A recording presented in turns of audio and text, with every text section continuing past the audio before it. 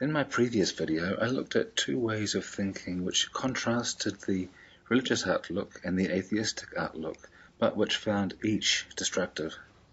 One, called by Jung fantasy thinking, the other directed or objective thinking. With too little objective thinking, we live unconsciously, losing our objectivity as we construe everything in a mythological or religious fantasy, out of touch with reality. But with too much objectivity, we devalue imagination. We become alienated, neurotic, disconnected from a source that not only rebalances our psyches, but which gives us access to a sense of meaning and relatedness. When we no longer relate to the emotional tone we infuse objective reality with, something essential is lost. In this video, I want to look at a middle course that Jung recommended that neither denies reality nor limits it by being unavailable to the transformative power of our archetypal evolutionary roots. Without sufficient consciousness, we are caught up in our projections, and awestruck, we risk losing touch with reality by seeing it in terms of fetishes, gurus, gods, magical or miraculous powers. We become excellent disciples ripe for harvesting by those who know how to exploit this tendency of our primitive psychology. But with too much objectivity, with a rejection of our subjective side, we easily become objective reductionists. We reduce everything to nothing but. Is it that subjective participation evolved because it plays a crucial role in our cognitive operation? Jung's work with the unconscious of his patients, not to mention his own, convinced him that unless we have a healthy relationship with our unconscious projections, unless we valued them and unpacked them without rejecting them, we suffered lack of relationship to our objective world, loss of meaning, alienation. In fact, he saw this as the defining symptom that characterized modern man in a post-Nietzschean world where God has died and left us orphans adrift. Evidence for this alienation is social, environmental, and personal. Alienation from other people, we see it in the acute loneliness that is so common for modern humans. Alienation from our environment, where we no longer experience a relationship to it with enough force to protect rather than exploit it. And alienation from ourselves, where we fill our time with distractions, self-medication that dulls the call to really know ourselves and deal with the complexity we feel inadequate to cope with. Some react to this by a turning back to fantasy thinking, but this is essentially a doom to paralyzing rejection of reality. Jung's solution to this was to explore a third level of consciousness, symbolic consciousness. It's an ability to hold both the projection of fantasy thinking, yet, rather than buying into its ontological reality, seeing it as a projection arising in the psyche. In this way, one can still access its positive attributes without being drowned in fantasy. Symbolic consciousness is distinguished from fantasy awareness.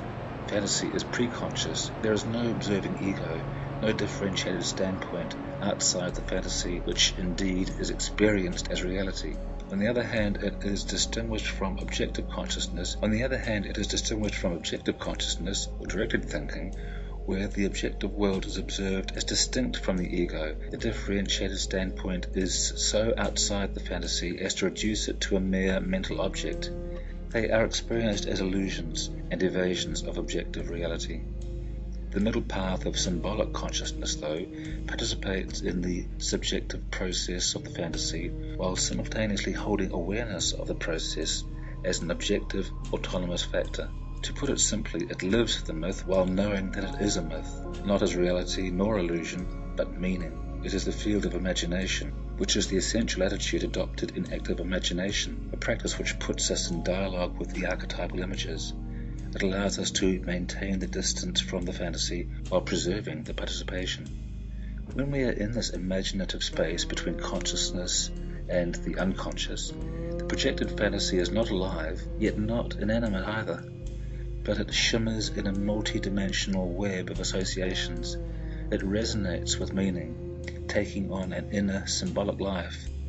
It becomes poetic and rich in metaphor. We might call this extra dimension the object takes on for us its soul, in a metaphorical sense, remembering that it is neither reality nor fantasy.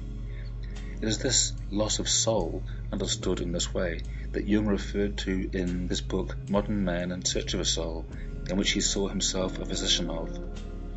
For example, we see from archaeology the part standing stones, such as Stonehenge, have always played in the imaginative life of our species.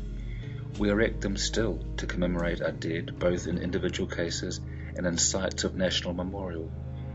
These inanimate objects take on for us an added dimension, their own life supported by the matrix of our projected associations, as objects which endure in time and which dwarf our own lifespan into an instant by comparison. We imagine in them a timeless quality. They receive our projection of that within ourselves which we feel as timeless or eternal, the unquenchable life force which endures generation after generation, outside of time, eternal. That's been the resonance of stone with the human psyche since its earliest stirrings. The inner image of life force is projected spontaneously by our psyche, our subjectivity, and attaches wherever it fits, to stone, or stars, or sun, or light, or trees, and other symbolic identifications. It resonates and strengthens in us our own sense of permanence, meaning, essence, self, soul. This sense of life force is one example of many archetypal representations, an idea that arises spontaneously in our human psyche as a result of the way our mind has evolved to structure its experiences. Like an invisible mold into which our experience is poured, a deep program that organizes data.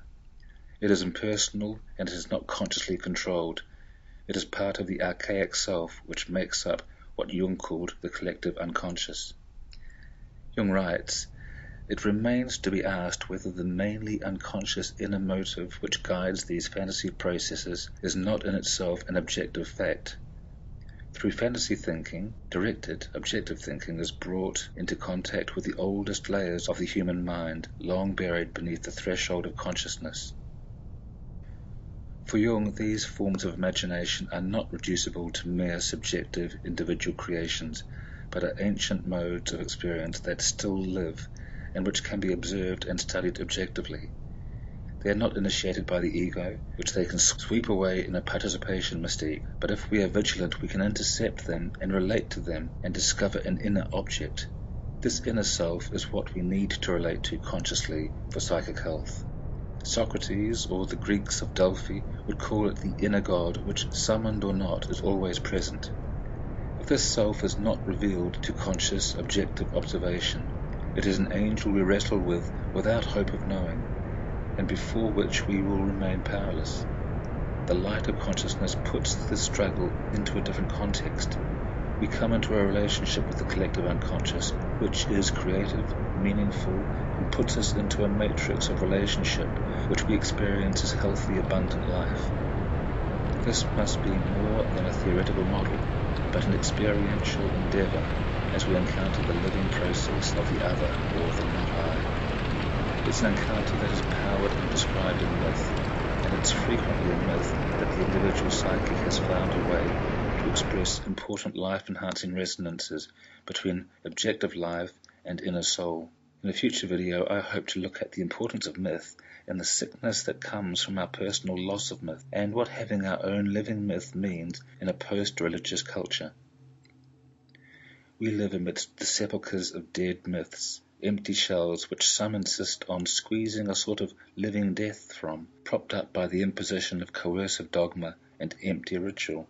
But our culture has yet to discover its own myth, its mojo, which will revitalize it for the challenges of the future.